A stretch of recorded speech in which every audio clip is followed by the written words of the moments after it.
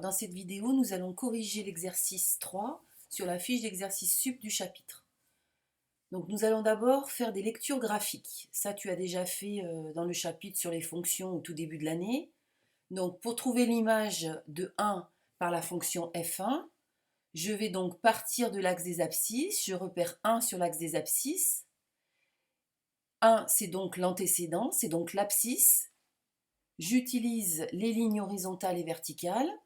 Donc ici, je reviens sur la droite D1, qui est la courbe représentative de F, puis je reviens sur l'axe des ordonnées, et je lis ici l'image de 1 par F1, qui est donc 0,5.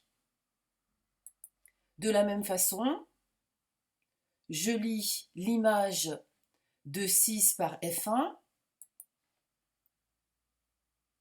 Voilà, je prends 6 en abscisse, je reviens sur D1, puis je reviens sur l'axe des ordonnées, et j'obtiens ici 3 en ordonnée, donc 3 pour image.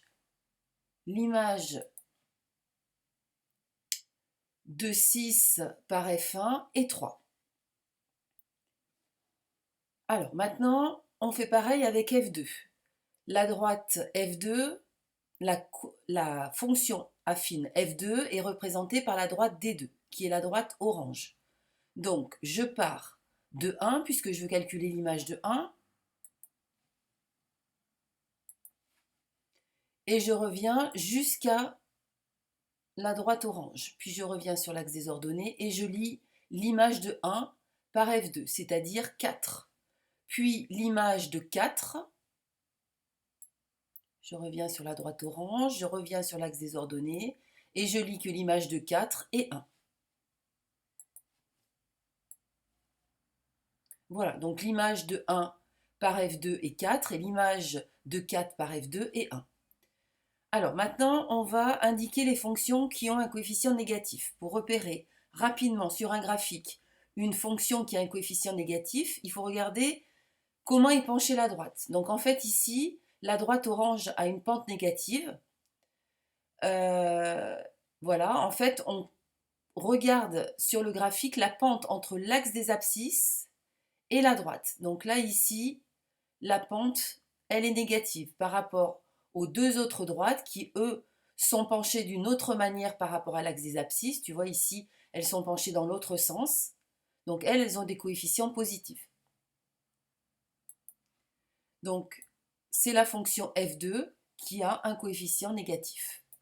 Alors maintenant, on va essayer de déterminer le coefficient de chacune des trois fonctions. Je te rappelle que le coefficient de la fonction affine est le nombre petit a. Quand on écrit que f de x égale ax plus b, a est le coefficient de la fonction. On dit aussi le coefficient directeur de la droite qui le représente. Donc on va regarder une petite vidéo pour voir comment on calcule avec un graphique, comment on détermine le coefficient de la fonction.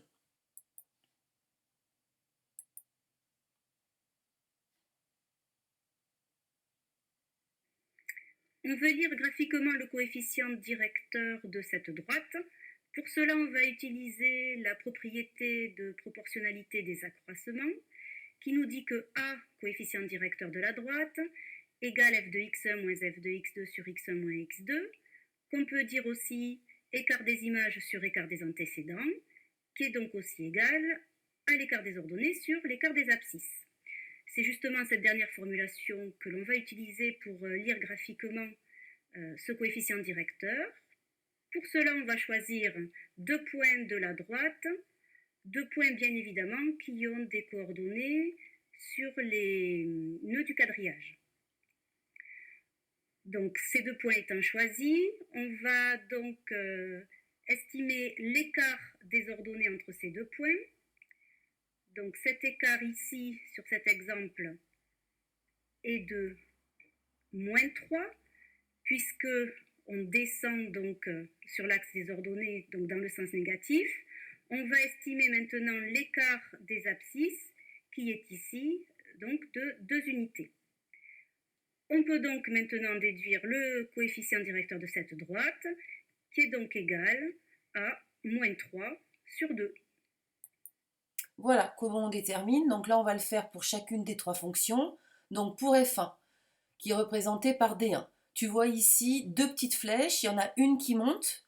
Donc celle qui monte sur l'axe vertical, elle indique l'écart des ordonnées, donc ici 1. Et celle qui est sur l'axe horizontal, qui va vers la droite, elle indique 2.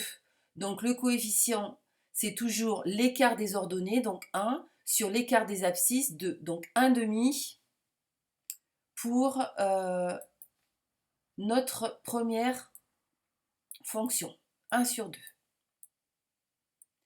Ensuite, on passe à la deuxième fonction, f2.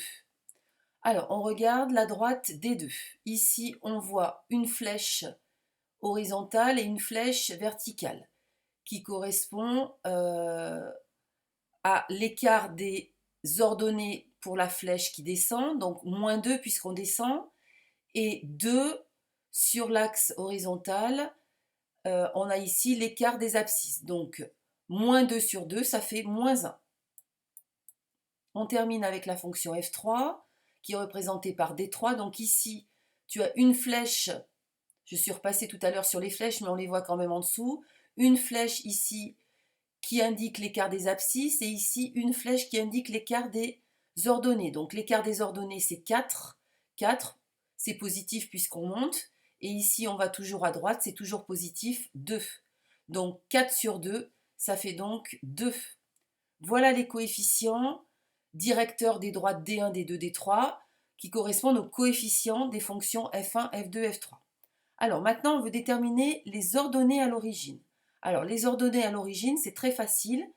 Tu prends la droite D1 et tu regardes en quel point la droite coupe l'axe des ordonnées. Ici, le point, c'est l'origine et son ordonnée à l'origine, c'est 0.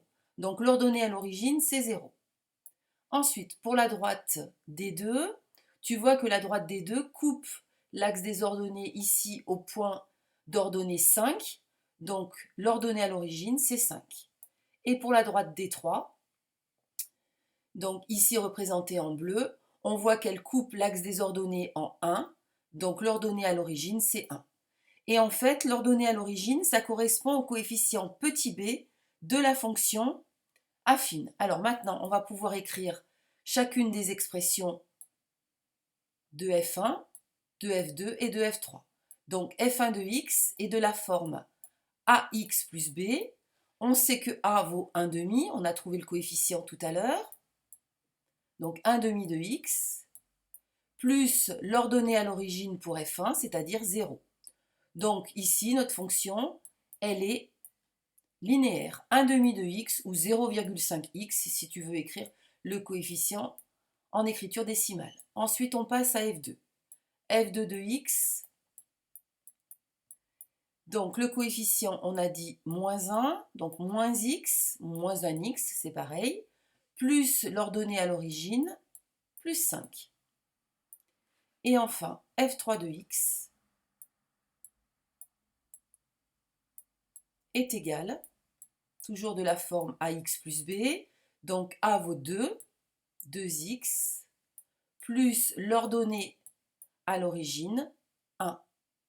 Voilà nos trois fonctions affines. Alors, on va vérifier ce qu'on a trouvé tout à l'heure graphiquement en faisant les calculs. Donc, on commence par l'image de 1 par la fonction f1. Alors, on avait trouvé 0,5. Donc, si on remplace x par 1 dans l'expression, ça fait 1 demi fois 1. Ben, ça fait bien 0,5. Même chose pour f1 de 6. Voilà. Égale, alors, 1 demi fois 6, ce qui fait 3. Voilà. Oralement, je vérifie que l'image de 1 par f2 est 4. Donc, si je remplace ici dans l'expression de f2 de x, x par 4, moins 4 plus 5, ça fait bien...